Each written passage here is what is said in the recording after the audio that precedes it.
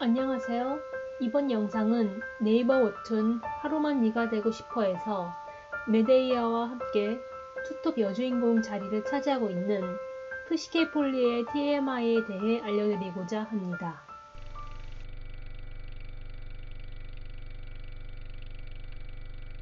푸시케폴리, 나이는 현재 19살이며 생일은 10월 15일입니다. 키는 156cm이며 혈액형 O형입니다. 현재 에페란토 제국의 황태자 이아로스와 약혼을 했으나 현재 실질적인 황태자비 대우를 받을 만큼 최고의 화제 인사입니다. 기도의 날 메데이아와 몸이 바뀌었고 메데이아의 몸으로 살면서 그녀가 알지 못했던 메데이아에 대해 더 자세히 알아가는 기회를 가지게 됩니다. 기본적으로 상냥하고 순수한 성격을 지녔으며 어떠한 일을 당해도 넘어갈 만큼 긍정적인 성향을 지니고 있습니다. 하지만 이 성격 때문에 다른 귀족 가문의 영예들에게 따돌림을 받거나 괴롭힘을 받기도 했습니다. 그러나 선한 성격과는 달리 불의를 참지 못하며 화를 내는데 자신만의 선이 있는 것으로 보입니다. 작중 화를 낸 대표적인 케이스로 귀족들이 메데이아가 보는 앞에서 험담을 들을 때, 그리고 메데이아와 몸이 바뀐 후 헬리오로부터 메데이아의 인생과 메데이아 아버지가 자신에게도 우호적이었던 유모를 죽인 일을 들을 때입니다.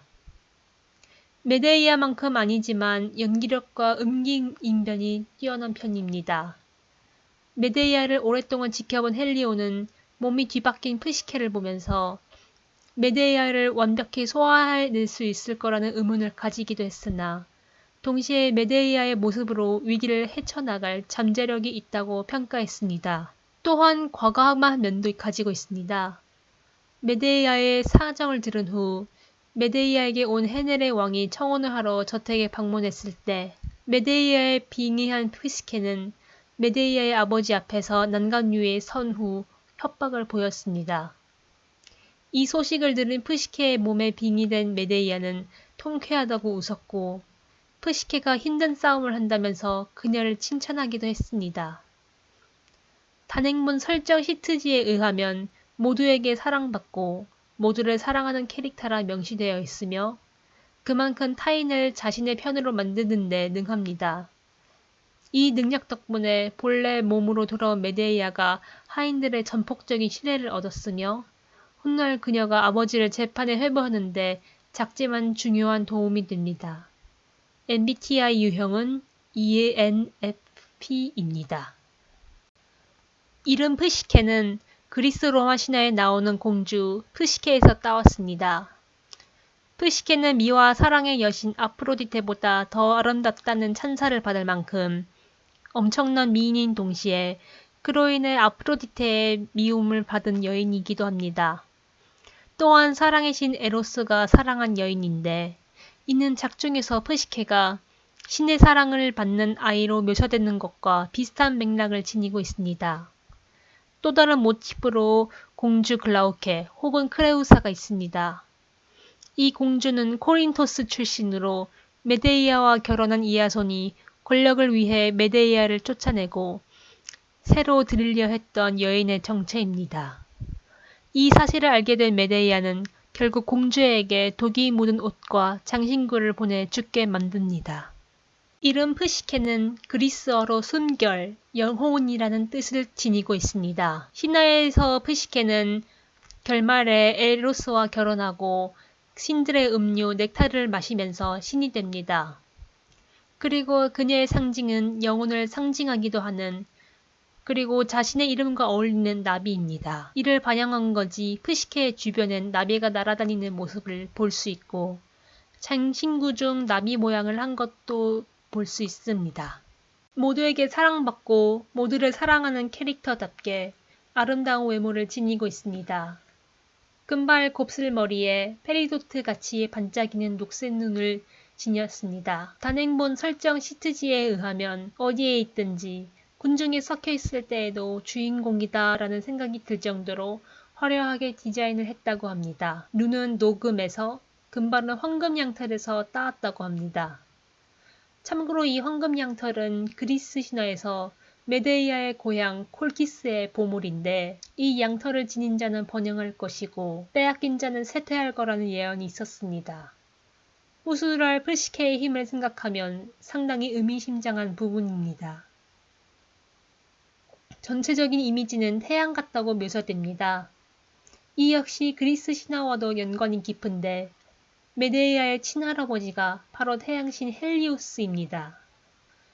작중에서 메데이아와 프시케가 깊은 관계를 맺은 걸 보면 이 역시 주목할 만한 점입니다. 좋아하는 것은 산책, 사교시간, 예쁜 디저트, 그리고 과일과 채소만이 들어간 샐러드입니다. 현재 자신의 취향이 무엇인지 알기 위해 이것저것 알아가는 중이라고 하는데 이는 그녀의 불행한 과거와도 연관되어 있습니다.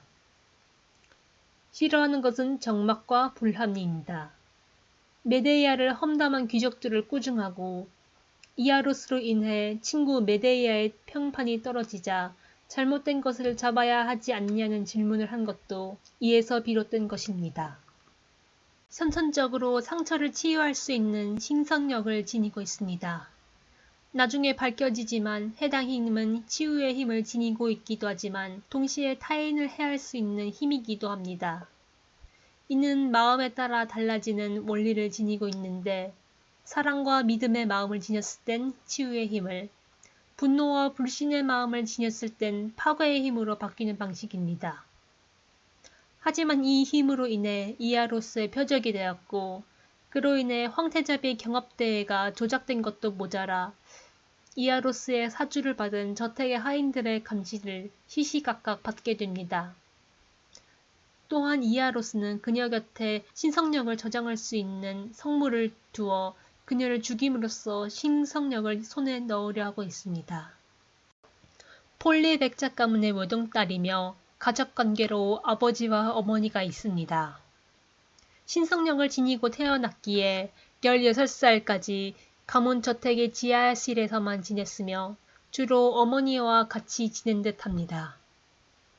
프시케의 어머니는 신의 사랑을 받은 아이 프시케가 밖에 나가면 사람들이 죽일 거라고 신신당부했고 프시케는 오로지 책을 통해 바깥 세상에 대해 알 수밖에 없었습니다. 그러다 이아로스의 도움을 받아 지하실에 나오게 되었고 이 이후 이아로스를 온전히 믿게 되었습니다.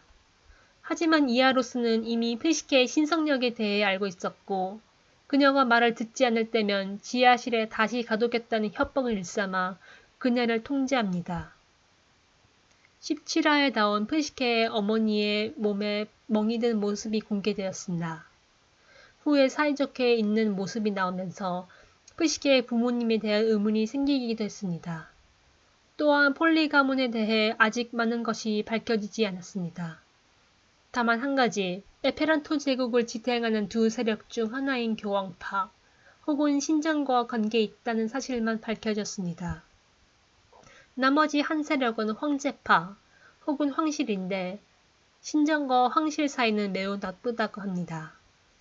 그럼에도 불구하고 이에로스는 신전과 관련된 폴리 가문의 프시케를 황태자비로 삼은 상황입니다. 황태자 탄신년회에서 이아로스가 프시케를 죽이려 했고 메데이아의 모습으로 그 광경을 보게 됩니다. 프시케의 몸으로 메데이아가 죽어갔으나 무의식적으로 신성력을 발동시켜 그녀를 살렸습니다. 이 사건으로 인해 프시케는 이아로스의 진짜 모습을 알게 되었으나 그에 대한 마음을 버리지 못합니다. 그러나 메데이아의 몸으로 살아가며 메데이아가 어떤 삶을 살아왔는지 황태자비 경합대회 이후의 한 말이 그녀에게 얼마나 큰 상처를 주는지 깨닫게 됩니다.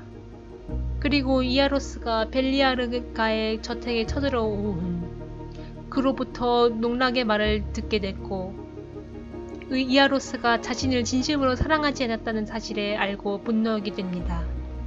현재 메데이아 못지않게 많은 고난과 고통을 겪고 있다고 모방합니다. 그러나 그 과정 속에서 과거의 자신을 되돌아보고 넘어지더라도 계속 나아가기로 마음을 굳게 먹습니다.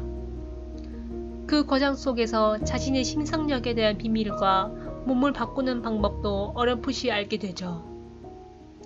본래 몸으로 돌아온 후 상황을 좀 더 냉철하게 바라볼 수 있는 악몽을 가지게 되었고 이아로스와 거래를 성사시키는 데 성공합니다.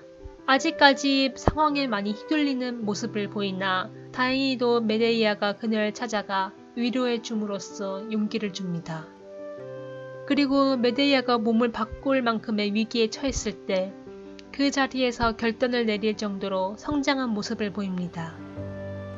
그리고 이아로스의 행보를 예측하고 그를 방심시킬 상황도 만날 만큼 대처 능력 또한 성장한 모습을 보입니다. 그리스 신화에서 프시케가 인간의 육체로 온갖 고통과 시련을 겪고 끝에 사랑하는 남편과 결혼해 신이 되어 딸인 헤돈에 기쁨의 여신을 낳습니다. 마치 애벌레에서 번데기로. 그리고 번데기를 뚫고 그 고통을 이겨내 날개를 피는 나비처럼 말입니다. 과연 이 작품에서 프시케는 나비와 같이 그리고 신화 속의 프시케와 같이 기쁨을 얻을 수 있을까요? 끝까지 시청해 주셔서 감사합니다. 구독과 좋아요는 다음 영상을 만드는데 큰 힘이 되니 잊지 말아주세요.